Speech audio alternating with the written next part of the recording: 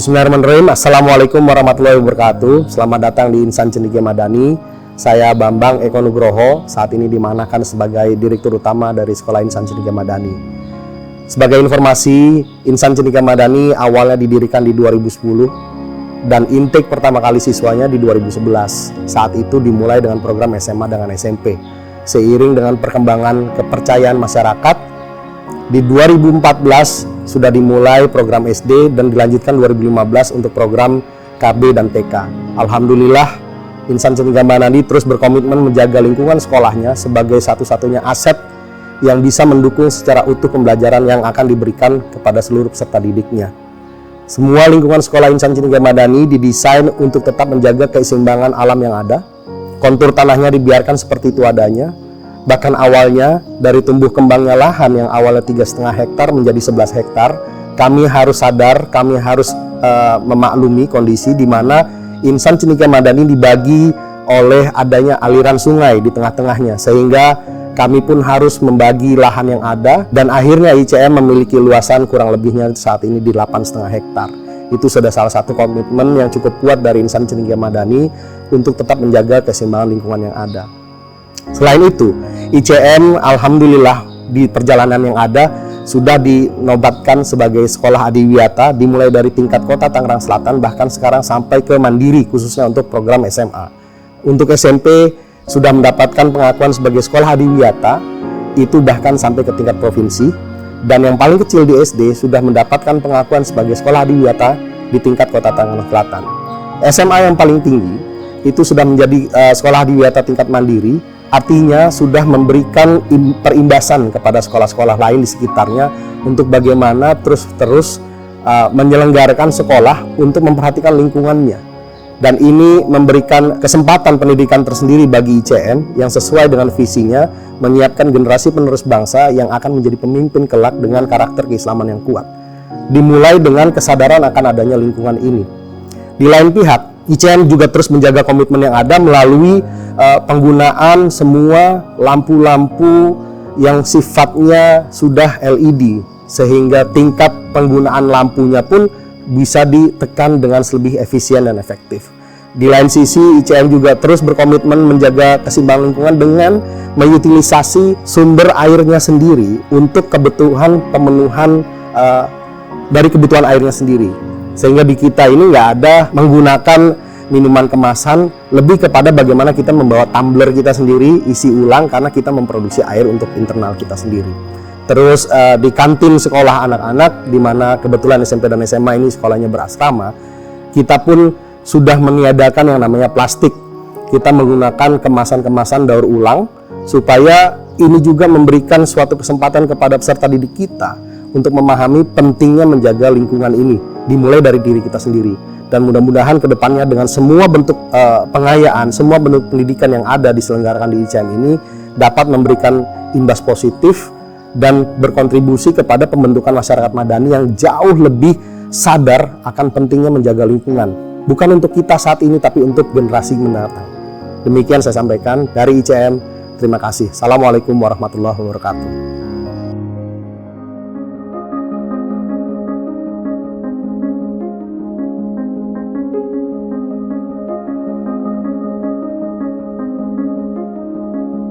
Assalamualaikum warahmatullahi wabarakatuh. Efisiensi energi yang ada di ICM ini yaitu efisiensi penggunaan bohlam atau listrik yang ada, itu kita sudah menggunakan bohlam LED. Yang kedua, masalah biogas kita sudah bekerja sama KLH, yang mana kita telah membuat IPAL, instalasi pengelolaan air limbah yang menghasilkan gas itu sendiri.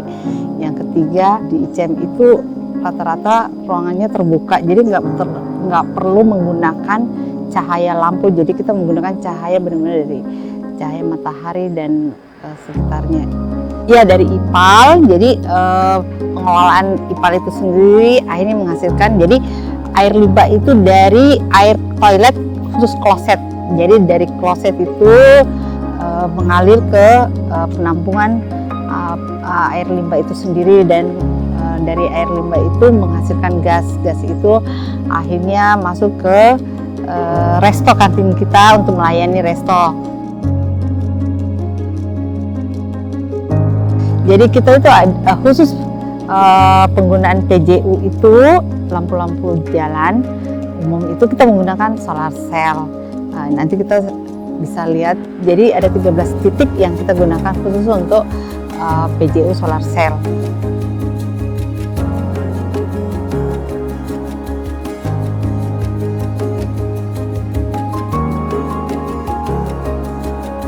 Kalau efisiensi air kami yaitu kita udah memang sih kita menggunakan air tanah yang mana dilayani 2 groundwater tank, yaitu kapasitasnya ada 200 kubik dan 350 kubik. Terus yang kedua, kita juga udah menghasilkan air minum sendiri yang mana dari air tanah juga, dan diproses menjadi air RO. Yang ketiga, penggunaan air di kamar mandi, terutama di tempat duduk itu kita udah efisiensi penggunaan air itu sendiri dengan menutup dan membuka keran yang tidak terlalu ini. Jadi kita menggunakan maksimal benar menutup dan membuka keran itu sendiri untuk penggunaan air.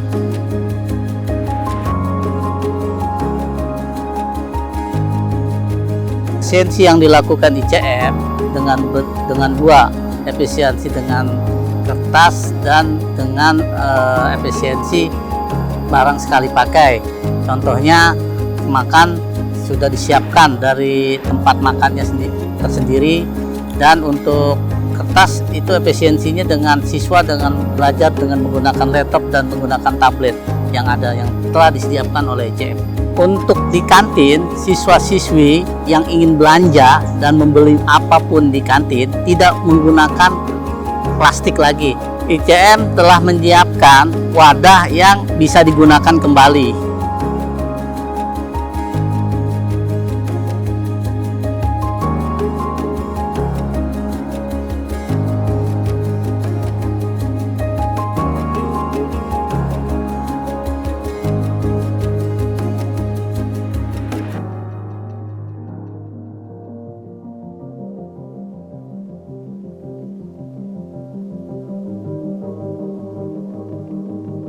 Jadi pengelolaan sampah kita di ICM ini kita udah terpisah tempat-tempat sampah kami, ada sampah organik dan anorganik. Memang sih sampah di ICM ini masih kita bekerja sama dengan Dinas Kebersihan Tangerang Selatan, Dinas Kebersihan Tangerang Selatan, dan setiap harinya mereka ngambil, tapi udah terpisahkan antara sampah organik dan anorganik. Di ICM ini sendiri kita masalah sampah organik itu kami edukasi ke siswa untuk gimana sampah organik itu menjadi pupuk atau kompos. Itu kita bisa lihat nanti di GoGreen kami.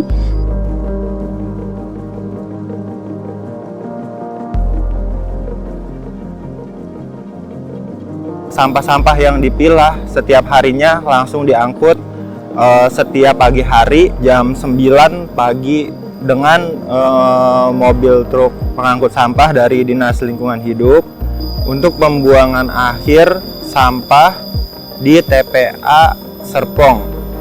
Untuk banyaknya sampah yang diangkut ke TPA Serpong itu apabila normal itu 1 truk, dan apabila sedang posisi libur itu setengah truk.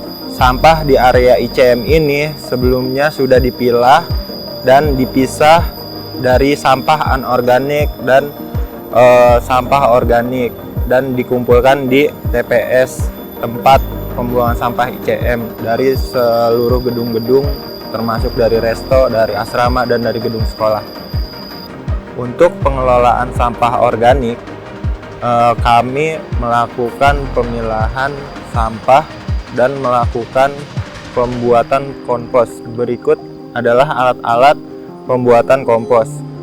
Kami juga melakukan pembuatan kompos bersama siswa. Untuk pemanfaatan kompos tersebut, kita manfaatkan untuk tanaman dan tumbuhan-tumbuhan yang ada di Insan Cendekia Madani.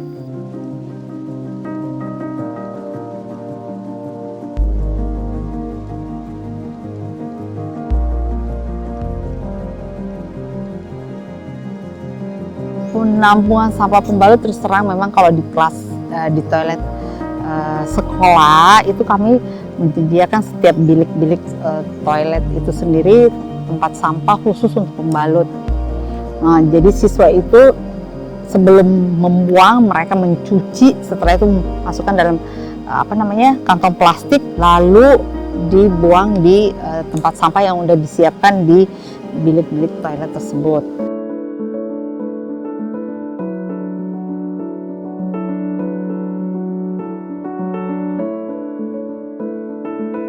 Untuk sumber air ada 2 titik yang ICM miliki. Pertama, kalau dengan kedalaman kurang lebih 200 meter, itu berkapasitas kurang lebih 50 kubik sehari untuk memenuhi kebutuhan semua aktivitas ICM. Yang kedua, itu ada lokasinya ada di kandang rusa. Yang pertama, yang kedua ada di samping asrama putra.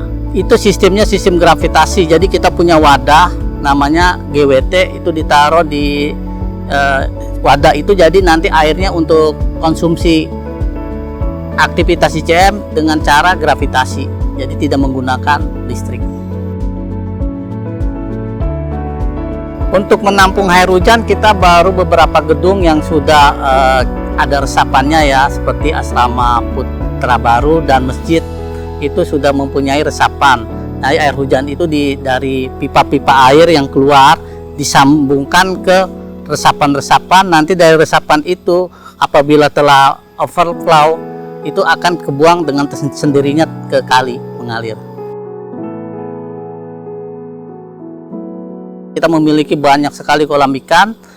Dan kolam ikan itu nanti air hujan itu akan kita pakai untuk menyiram-nyiram tanaman untuk area-area ICM yang ada di lingkungan ICM.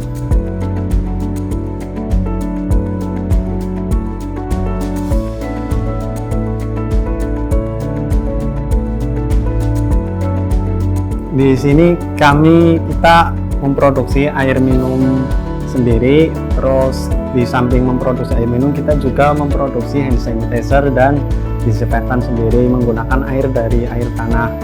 Kemudian untuk limbah air tanah sendiri kita manfaatkan untuk pencucian untuk peralatan masak resto ICM.